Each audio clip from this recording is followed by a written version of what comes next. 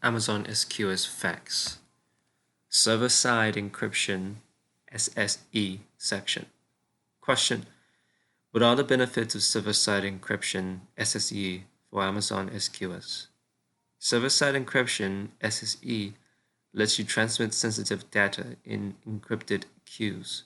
SSE protects the contents of messages in Amazon SQS queues using keys managed in the AWS Key Management Service, AWS KMS.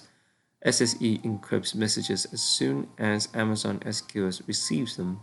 The messages are stored in encrypted form, and Amazon SQS decrypts messages only when they are sent to an authorized consumer. For more information, see Protecting Data Using Server-Side Encryption SSE and AWS KMS in the Amazon SQS Developer Guide. Can I use SNS, CloudWatch events, and S3 events with encrypted queues? Yes. To do this, you need to enable compatibility between AWS services, for example, Amazon CloudWatch events, Amazon S3, and Amazon SNS, and queues with SSE.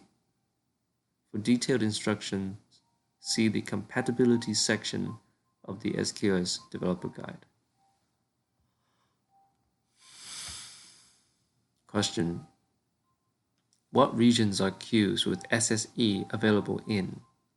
Server-side encryption SSE for Amazon SQS is available in the following regions: Asia Pacific, Canada, EU, South America, US West, US East, and Gulf Cloud. Question: how do I enable SSE for a new or existing Amazon SQS queue? To enable SSE for a new or existing queue using the Amazon SQS API, specify the customer master key ID, the alias ARN, key ID, or key ARN of the AWS managed CMK or a custom CMK by setting the KMS master key ID attribute of the create queue or set queue attributes action. For detailed instructions, see Creating an Amazon SQS queue with server-side encryption and Configuring server-side encryption SSE for an existing Amazon SQS queue in the Amazon SQS Developer Guide. Question: what Amazon SQS queue types can use SSE? Both standard and FIFO queues support SSE. Question: what permissions do I need to use SSE with Amazon SQS? Before you can use SSE, you must configure AWS KMS key policies to allow encryption of queues and encryption of decryption of messages. To enable SSE for a queue, you can use the AWS Managed Customer Master Key CMK for Amazon SQS or a custom CMK. For more information, see Customer Master Keys in the AWS KMS Developer Guide. To send messages to an encrypted queue, the producer must have the KMS generate data key and KMS decrypt permissions for the CMK.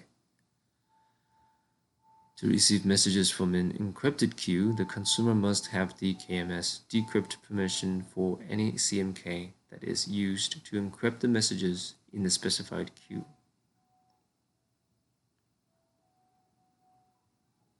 If the queue acts as a dead letter queue, the consumer must also have the KMS decrypt permission for any CMK that is used to encrypt the messages in a source queue. For more information, see What permission do I need to use SSE in the Amazon SQS Developer Guide.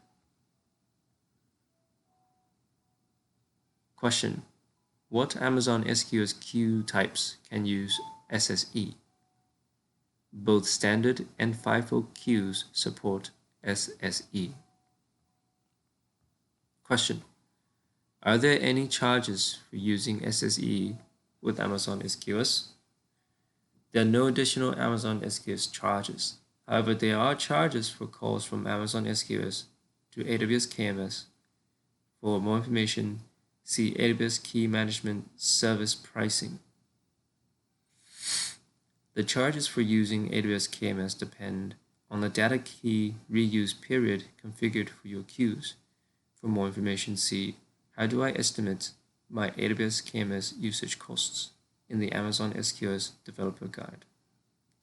Question: what does SSE for Amazon SQS encrypt, and how is it encrypted? SSE encrypts the body of a message in an Amazon SQS queue. SSE doesn't encrypt the following components: queue metadata, queue name and attributes, message metadata, message ID, timestamp, and attributes. Per queue metrics.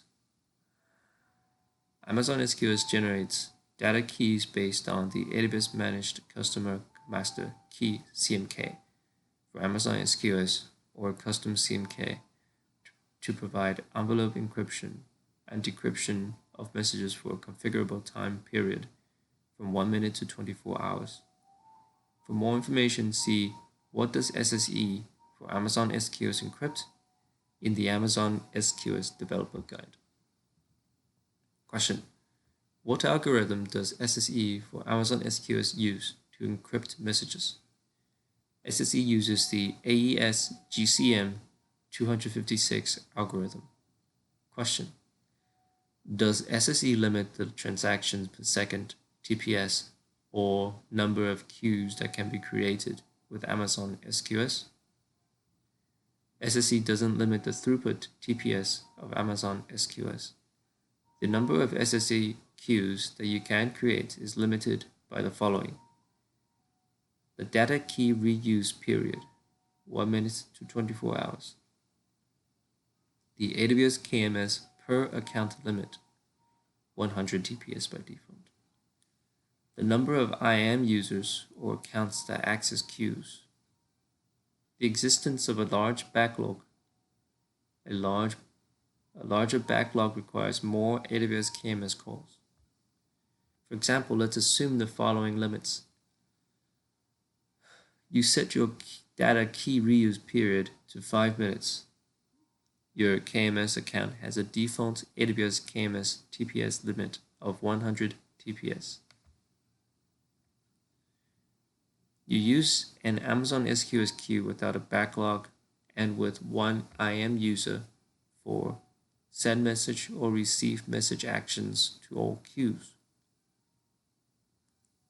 In this case, you can calculate the theoretical maximum of Amazon SQS queues with SSE as follows: 300 seconds times 100 TPS divided by one IAM user equals 30,000 queues. Question: how can I estimate my AWS KMS usage costs? To predict costs and better understand your AWS bill, you might want to know how often Amazon SQS uses your CMK. Note: although the following formula can give you a very good idea of expected costs, actual costs might be higher because of the distributed nature of Amazon SQS. To calculate the number of API requests per queue, R, use the following formula. R equals B divided by D times 2 times P plus C. B is the building period in seconds. D is the data key reuse period in seconds. P is the number of producing principals that send to the Amazon SQS queue. C is the number of consuming principals that receive from the Amazon SQS queue. Important: in general, producing principals incur double the cost of consuming principals. For more information, see How does the data key reuse period work in the Amazon SQS Developer Guide. If the producer and consumer have different IAM users, the cost increases. For more information, see How do I estimate my AWS KMS usage costs in the Amazon SQS Developer Guide.